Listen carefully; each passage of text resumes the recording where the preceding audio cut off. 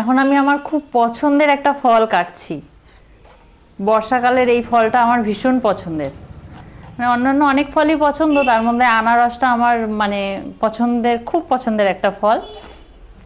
কাটতে একটু অসুবিধা হয়, কিন্তু যেহেতু খুব ভালোবাসি খেতে, তাই একটু কষ্ট করে হলেও এটাকে কাটবো। আর কেটে একটু ওপর থেকে বিট লবণ ছিটিয়ে এটা খেতে দারুণ লাগে। অনেকে অবশ্য এটাকে খেতে পারে না, মানে আমাদের বাড়িতেই আছে, আমরা 6জন ফ্যামিলি মেম্বার, তার মধ্যে অনেকেই আছে আনারস খেতে পারে না। যেমন আমার ছোট মেয়ে আনারসটা খুব একটা পছন্দ করে না, মানে খেতে পছন্দ করে, খাওয়ার পরে মুখে চুলকায়, জিভ চুলকায়, এরকম সমস্যা আনারসকে ঘিরে অনেকের মধ্যেই আছে। আনারস খেলে অনেকেরই মুখ চুলকায়, মানে অ্যালার্জি আছে তাদের। তো আর বাকি আর কারোর কোনো সমস্যা নেই। আমার শাশুড়ি মাও খুব একটা খেতে পারে না, ওই গলার সমস্যা আছে, কিন্তু আমরা বাকিরা খেতে পারি, আমাদের ভীষণ ভালো লাগে আনারস খেতে। তো এই আনারস কাটতে কাটতে না আমার একটা কথা মনে পড়লো, তো সেই কথাটা শেয়ার করি আপনাদের সঙ্গে। আজ থেকে প্রায় 10 বছর আগে, 10 বছর না তারও আগে, 12 বছর আগে, যখন আমি প্রথমবার গ্যাংটক গেছিলাম, মানে আমি না, আমরা আমরা গ্যাংটক গেছিলাম। তো গ্যাংটক যাওয়ার পথে সেবক মোড়ে দাঁড়িয়ে গাড়িটা রেস্ট নিচ্ছিল। তো সেই সময় সেখানে একটা এরকম রাস্তার সঙ্গে এরকম আনারস স্টল করে রেখে আনারস কেটে কেটে বিক্রি করছিল।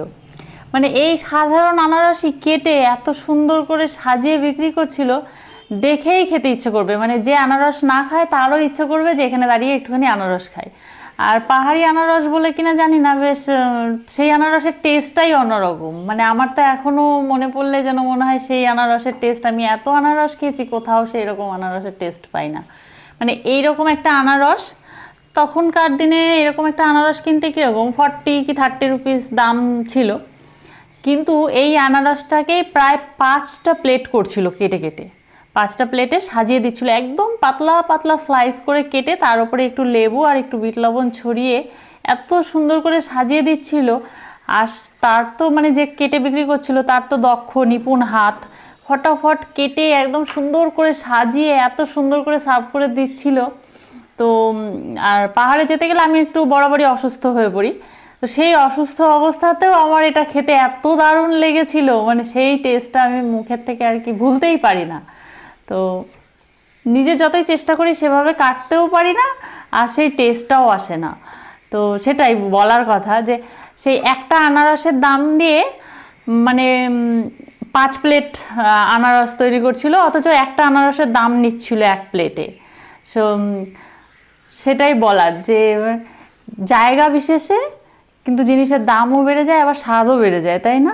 এই একই আনারস ওইখানে যেটা আমরা বাড়িতে এই দামে কিনি, সেটা ওইখানে বেশি দাম দিয়ে কিনছিলাম, কেনার পরেও এত বেশি ভালো লাগছিল, মানে ওই ওই জায়গার জন্য, ওইভাবে জিনিসটাকে প্রেজেন্টেশন করার জন্য বা খেতে দেওয়ার জন্য। যাই হোক, অত দাম দিয়ে কিনেও বেশ ভালো লাগছিল খেতে। আবার যদি গ্যাংটক যাই, তারপরে একবার গেছি কিন্তু ওখানে আর দাঁড়ানো হয়নি, বা অন্য রুট দিয়ে গেছি কিনা আমি জানিও না। তো তারপরে আর আমার ওখানে গ্যাংটক যেতে গিয়ে আনারস কিনে খাওয়া হয়নি। কিন্তু সেই কথাটা এখন আমার খুব মনে পড়লো। আজকে বৃষ্টিও হচ্ছে, তো এই বৃষ্টিতে এই আনারসটাকে কাটতে হবে। তো আগেই বললাম, আমাদের তো ওরকম দক্ষ নিপুণ হাত না। যিনি সেই বিক্রি করছিলেন আনারস, তিনি তো একদম 1 মিনিটের মধ্যে কি সুন্দর তাড়াতাড়ি করে, আর এই আনারসের যে খোসাটা এত পাতলা পাতলা করে কেটে ফেলে দিলেন।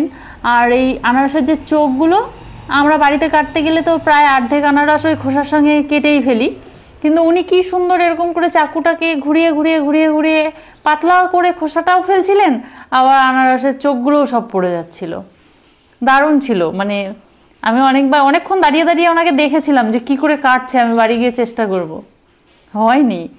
মানে ওইটার জন্য বোধহয় আলাদা স্কিল দরকার হয়। যাই হোক, এবার আমরা আনারসটাকে কেটে সবাই মিলে আনন্দ করে খাই। এই একটা অভিজ্ঞতা শেয়ার করলাম। আশা করি যারা গ্যাংটকে গেছেন এরকম অভিজ্ঞতা মনে হয় হয়েছে। গ্যাংটক বা পাহাড়ি যে কোনো জায়গায়, মানে এই বর্ষাকালে বিশেষ করে পাহাড়ে যেতে গেলে ওই আনারস রাস্তার ধারে পাওয়া যায়, দারুণ খেতে হয়।